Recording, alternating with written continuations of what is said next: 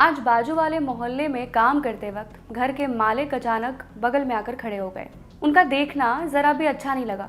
क्या करती, दूसरी ओर देखकर काम करने लगी तो जरा पास आकर देख कर चले गए।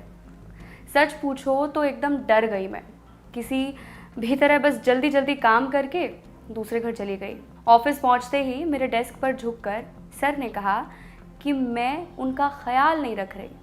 अगर ऐसा ही चलता रहा तो नौकरी के आस में बैठे लोगों की कमी नहीं है, वे मुझे निकाल देंगे। जब जमींदार साहब से आज की कमाई लेने गई, पैसे थमाते वक्त उन्होंने मेरा हाथ बड़े ज़ोर से पकड़ लिया।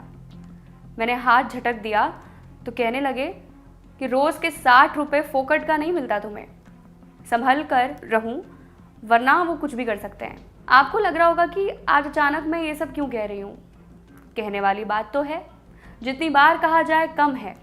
पता तो चले कि समाज के एकदम अलग अलग छोर से आ रही महिलाओं की कहानी आखिरकार एक ही क्यों हो जाती है।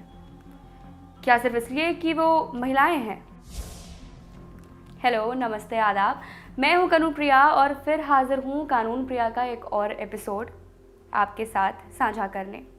आज हम बात करेंगे वर्क प्लेस हैरेसमेंट की, यानी काम के जगह पर किए गए हैरेसमेंट की। मतलब क्या होता है इतने लंबे चौड़े टर्मिनोलॉजी का। तो कानून ये मानता है कि वर्क प्लेस हैरेसमेंट आपके कर्मस्थल, यानी जहां भी आप रोजी रोटी कमाने जाते हैं, उस जगह पर किए गए सेक्सुअल मिसकंडक्ट को कहते हैं। अब इसे इतने लिमिटेड टर्म्स में मत समझना। आमतौर पर जैसे ही सेक्सुअल मिसकंडक्ट की बात आती है, लोग बड़ी आसानी से उसे सिर्फ फिजिकल टच तक सीमित कर देते हैं, लेकिन ऐसा होता नहीं है। तो वर्क प्लेस हैरेसमेंट भी कई तरह के होते हैं। फिजिकल, जिसमें कि टचिंग, ग्रोपिंग, ग्रैबिंग, पिंचिंग या पैटिंग, ये तमाम चीज़ें शामिल हैं।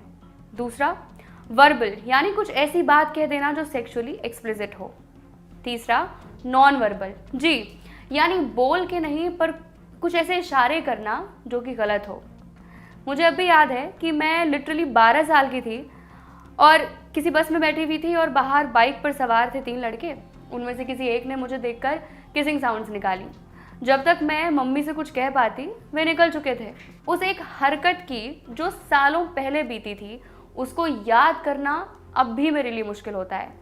तो नॉन वर्बल, जैसा जो मेरे साथ हुआ, या सीटी मारना, ये सभी सेक्सुअल हैरेसमेंट में ही आते हैं। चौथा, विजुअल, माने सामने वाले को कुछ ऐसा दिखाना जिसे देखकर उसे अनकंफर्टेबल महसूस हो। पांचवा, सेक्सुअल फेवर मांगना किसी और काम के बदले। और छठा और आखिरी, किसी के लिए भी वर्क प्लेस का एनवायरनमेंट ही खराब कर देना। कैसे?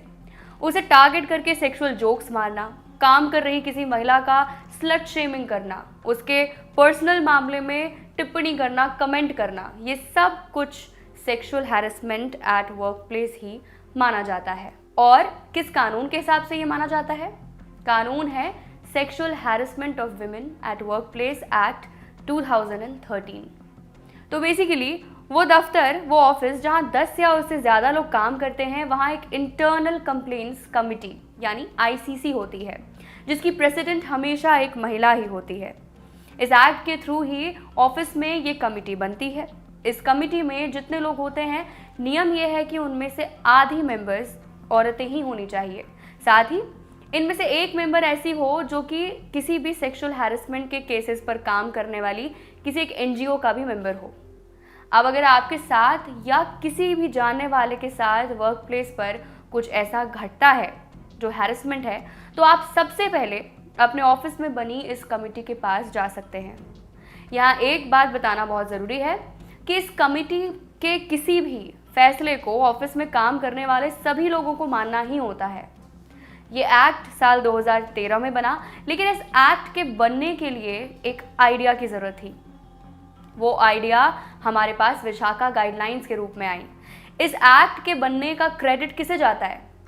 इसकी भी कहानी है, और ये कहानी आपकी दादियों ने जो बचपन में सुंदर कहानियाँ सुनाई होंगी उससे काफ़ी अलग है, काफ़ी दुखद है और डरावना है। तो हुआ ये कि राजस्थान में जयपुर के पास एक गांव है भतेरी। वहाँ पर रहने वाली एक सोशल वर्कर थी। वे महिला विकास कार्यक्रम के तहत काम कर रही थी। एक चाइल्ड मैरिज को रोकने की कोशिश के दौरान किसी गांव के अपर कास्ट के कुछ लोगों से उनकी बहस हुई। वो उसके काम से नाखुश थे, जायज़ है, क्योंकि वो उनके रिवाजों पर सवाल उठा रही थी। और इसके बाद उन्हीं में से कुछ लोगों ने उनका गैंगरेप कर दिया। महिला ने इन लोगों के खिलाफ केस फाइल कराया, लेकिन सेशन कोर्ट ने सारे आरोपियों को बरी कर दिया। क्यों?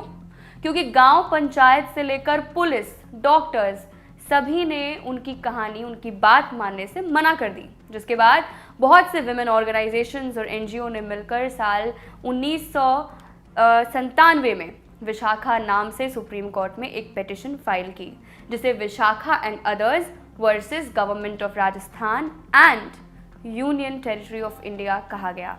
इस पिटीशन में पीड़िता के लिए न्याय और वर्क प्लेस में औरतों के साथ हो रहे हैरेसमेंट के खिलाफ कार्रवाई की मांग की गई और फाइनली 1997 में सुप्रीम कोर्ट ने वर्क प्लेस पर किए जाने वाले हैरेसमेंट के खिलाफ कुछ ऑर्डर्स जारी किए और इन्हीं ऑर्डर्स को विशाखा गाइडलाइंस कहते हैं। बिल्कुल हाल के एक केस पर बात कर लेते हैं। तो दिल्ली हाई कोर्ट का एक इम्पॉर्टेंट जजमेंट आया बीते 26 अक्टूबर को। केस था academy versus JNCTD and others. साहित्य एकेडमी में काम कर रही एक महिला ने एकेडमी के सेक्रेटरी के ऊपर एलिगेशंस लगाए कि उन्होंने उसे हैरेस किया है, साथ ही रेसिस्ट कमेंट्स भी किए हैं। महिला ने 2-3 इंसिडेंट्स के बाद ICC में कंप्लेंट फाइल किया। महिला ने सुनवाई के दौरान ये भी सामने रखा कि ICC ने उन्हें कंप्लेंट वापस लेने के लिए भी उकसाया है। यहाँ तक कि ICC ने आरोप के अगेंस्ट कोई भी एक्शन नहीं लिया। वे नहीं मानी। उन्होंने लोकल कमेटी में शिकायत दर्ज की। लोकल कमेटी ने मामले को इन्वेस्टिगेट किया, जिसके बाद उन्हें 3 महीने के पेड लीव पर भेज दिया गया। लेकिन इसी बीच महिला चूंकि पिछले 2 साल से एकेडमी में प्रोबेशन पर थी, इस कंप्लेंट के बाद उन्हें एकेडमी से ये कहकर निकाल दिया गया कि उनमें कुछ खास मेरिट नहीं दिखता एकेडमी को। ये होना था कि महिला पहुंची दिल्ली हाई कोर्ट। उनकी तरफ से केस लड़ रहे थे एडवोकेट रितिन राय और साहित्य एकेडमी की तरफ से केस लड़ रही थी गीता लूथरा। ये वही सीनियर एडवोकेट हैं जो मीटू के दौरान MJ अकबर की लॉयर थी। दिल्ली हाई कोर्ट ने एकेडमी के अगेंस्ट में अपना फैसला सुनाया। ये माना कि हैरेसमेंट हुई है। साथ ही हाई कोर्ट ने एकेडमी को ये ऑर्डर दिया कि जल्द से जल्द उन महिला को एकेडमी में वापस लिया जाए बिना कोई भी सैलरी कट के। और हाँ, एक बात और, महिला ने कोर्ट के सामने ये बताया कि इस पूरे केस के दौरान वो जिस तरह से मेंटली और फिजिकली हैरेस हुई हैं, उसके लिए भी उन्हें रीइंबर्समेंट मिलनी चाहिए। मैं इस एपिसोड के रिसर्च के दौरान कई सारे केसेस पढ़ रही थी। एक केस विदेश का दिखा। एक बहुत ही रिनाउंड फिजिसिस्ट, लेक्चरर, राइटर है लॉरेंस क्रॉस। 2018 में उनके खिलाफ कई सारे कंप्लेंट्स आए और वो ग्रोपिंग से लेकर भद्दे कमेंट्स और साथ काम कर रही महिलाओं के साथ सेक्सुअल फेवर मांगने तक के थे। 2-3 यूनिवर्सिटी से बैन हो चुके थे। अपने यूनिवर्सिटी जहाँ वो पढ़ाते थे वहाँ से भी बैन हो चुके थे। पर उन्होंने ये स्टेटमेंट दिया कि वो अपने पब्लिक लाइफ को उतने ही शान से जिएंगे जितना कि जीते आए हैं और सारे के सारे आरोप झूठे हैं। और आज भी वो बिना किसी भी एलिगेशन के अकाउंटेबल हैं, एक महानतम साइंटिस्ट हैं और उसके रूप में ही जाने जाते हैं।